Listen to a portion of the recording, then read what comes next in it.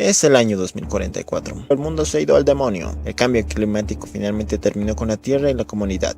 Los recursos se agotaron y en realidad la Tierra no es más que un pozo polvoriento en el que los humanos no pueden hacer mucho. Pero hay un lugar en el cual nada de esto importa: Oasis. Un videojuego de realidad virtual en principio, pero que se convirtió en mucho más. Creado por James Halliday, genio programador fanático de los años 80 y los videojuegos, Oasis es más que un mundo virtual, un universo virtual, sin límites. Es centro de entretenimiento y en muchos casos de vida de los avatares de los usuarios, un lugar en el que tan solo con unos gogles y unos guantes puedes ser quien quieras, e ir a donde quieras, y hacer lo que quieras. Oasis es una puerta de escape al triste mundo, y en muchos casos puede considerarse como el mundo real. Debido a su influencia y valor comercial, Oasis es el futuro. Sin embargo, tras la muerte del creador de Oasis, James Halliday, este deja un mensaje para todos los usuarios. Halliday ha ocultado un easter egg dentro de Oasis. Aquel que lo encuentre no solo heredará la vasta fortuna de Halliday, sino que tendrá completo control sobre Oasis, es decir, control sobre el futuro. Comienza entonces la búsqueda más estrambótica, épica, pixelada y ochentera de todos los tiempos, por el premio de Halliday. A través de los diversos mundos, hay millones de usuarios en busca del elusivo huevo de Pascua de Halliday, los denominados Gunters. Pero ellos no son los únicos. La gigantesca empresa malvada IOI también desea el control del bien más preciado del mundo, y no dudará en hacer trampa, comprar gente y asesinar para ganarlo todo. Luego, por mucho tiempo, no pasa nada. Hasta que Wade Watts, un muchacho pobre con un simple avatar pero apasionado Gunter, halla la llave de cobre, primera pista en la búsqueda del huevo de Halliday. La vida de Wade cambiará por completo, pues deberá aunar esfuerzos y usar todos sus conocimientos de la cultura pop ochentera y videojuegos para encontrar el huevo antes que otros Gunters y al mismo tiempo sobrevivir a la malvada empresa IOI, todo en una búsqueda de referencias por el futuro de la humanidad. Ready Player One fue escrito por Ernest Cline y publicado en 2012, siendo esta su primera novela. Ahora, Ready Player One es un vistazo a un muy posible futuro de la humanidad, al mismo tiempo es una mirada al pasado. Oasis, la realidad virtual y la utopía geek nos asombra con su inmensidad, sus posibilidades e implicaciones en el mundo real. Sin embargo, el punto débil de esta novela son sus personajes. Wade Watts es una página en blanco, creado así para identificarse con él. Pero en ese intento no tiene ninguna profundidad, tiene un origen estereotípico que inunda las primeras páginas, intentando que empaticemos con él con motivaciones flojas y habilidades que por momentos rayan lo inverosímil. Los demás personajes no ayudan mucho, son muy parecidos a Wade tanto en caracterización como en motivaciones.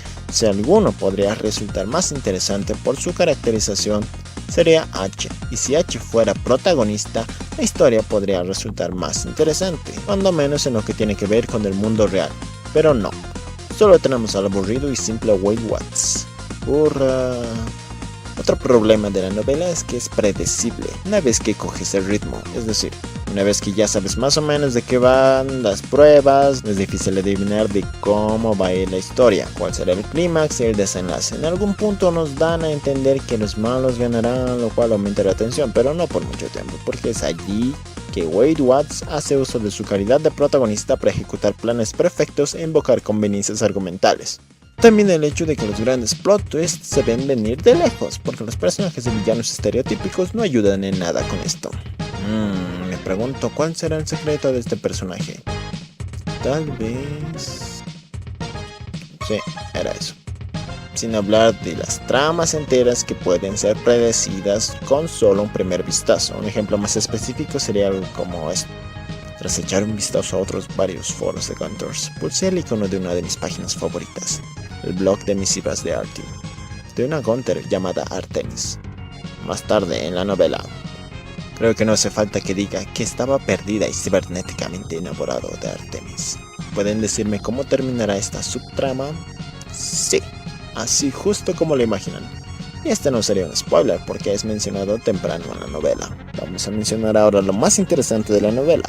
Las referencias. Prepárense para un montón de información de la cultura popular de los años 80-90, literalmente. Páginas y páginas de exposición, muchos dirán el fuerte de la novela. Pero en cuanto a esto, si te encuentras una de estas elusivas referencias, tienes dos opciones.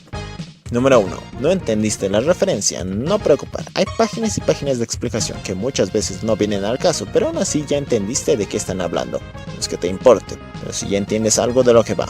Número 2. Entendiste la referencia, ya sea porque la viviste o oíste hablar sobre ella en alguna parte. En este caso, seguro la amarás. Pero en este caso también tienes que consumirte las páginas y páginas de explicación, aunque para ti ya no sean necesarias. El problema en ambos casos es que la trama se corta para estos espacios de exposición. Algunos dirán que es necesario, y tal vez sí, pero aún así se pudo hacer de mejor forma, y no de manera tan descarada o en diálogos tan obvios. No obstante, no puedes evitar amarlas. Y como tampoco soy inmune y me pasé leyendo una y otra vez mis referencias favoritas, por muy pequeñas que fueran, súper rápido aquí están mis 5 referencias favoritas. Cuidado porque son súper extrañas. Número 5. Todo lo referido a Blade Runner, que es una de mis películas favoritas de todos los tiempos. Número 4. Hogan vs André el Gigante. Como alguien que ama la lucha libre, esta mención histórica me dejó cautivado. Gracias, H-Fit. Número 3. Neon Genesis Evangelion. Chicas bonitas, robots gigantes y el sentido de la existencia. Mi anime favorito de todos los tiempos. Y no me faltan razones para eso. Ultraman. Un recuerdo de épocas más simples en que no tenía deudas y no tenía que cuestionarme el significado de la vida a diario. Solo veía a enormes monstruos recibir una patada en el trasero de parte de Ultraman. Jobs, Wozniak y el Capitán Crunch. Porque descubrió que este pequeño silbato que encontrabas en las cajas de cereal Capitán Crunch tenía los mismos tonos de los equipos de larga distancia de AT&T. Y podíamos conseguir llamadas telefónicas gratuitas a cualquier parte del mundo. Mis referencias favoritas combinadas, una etapa de mi vida resumida en una película. Y aunque la película no es mencionada, a mi memoria viene una de mis películas favoritas de todos los tiempos. Los Piratas de Silicon Valley. Pero basta de nostalgia, la novela ya se ha alimentado suficiente de mis gustos de introvertido, misantrópico y antisocial, porque eso es otro grave problema de la novela, el mensaje. Y ahora no soy de los que buscan mensajes, yo solo quiero leer una buena historia, pero la novela te da a entender mediante un sermón de lo malo que es quedarse inmerso en la realidad virtual, pero no te lo muestra. Todo lo importante pasa en Oasis, todo lo relevante pasa en Oasis, así que al menos en este mundo, quedarse en Oasis no es tan mala idea, a menos que seas rico. En los momentos en los que la temática de los jugadores de videojuegos obsesionados y los hikikomori debía ser tocada, y en mi opinión hubiera añadido más profundidad a la historia como a los personajes, estos temas apenas si se tocan. Solo basta decir que nuestro amado protagonista se brinca estos problemas en un par de páginas cuando a él le afectan. Y podría seguir con los villanos planos, las conveniencias argumentales, o como por momentos la novela trata a sus lectores como tontos, explicando cosas que no necesitaban ser explicadas, y no hablo solo de referencias, pero no quiero que parezca que odio la novela. La verdad es que me hizo pasar un buen rato, es entretenimiento simple, llano y puro. Hay que agradecer que no se hiciera una serie de libros porque en verdad la historia no tenía más que ofrecer, así que está muy bien que sea autoconclusiva. Como primera novela del autor no está mal. Han intentado escribir una novela, es lo más difícil del mundo. Usando referencias para describir esta novela podría decir que es como una combinación de Sword Art Online por los personajes simples y Thor Ragnarok, en los momentos épicos y características retro. Si no entendiste de qué hablo, así se siente leer la novela, que sí, tiene una buena premisa, un inicio lento, un desarrollo zigzagueante entre bueno y malo, giros predecibles y un clímax épico con una resolución algo tibia. Pero eso sí, las referencias, porque las referencias son todo en las referencias. Diría que la novela me gustó, pero no por las razones correctas. Me hizo recordar buenos tiempos, pero no me hizo vivir una buena historia. Eso de que es una de las mejores novelas de esta generación, ni de cerca. Ready Player One, divertido. Fin de la historia. Y eso sería todo, así que no se preocupen, volveremos al viejo formato en el próximo video. Así que hasta entonces.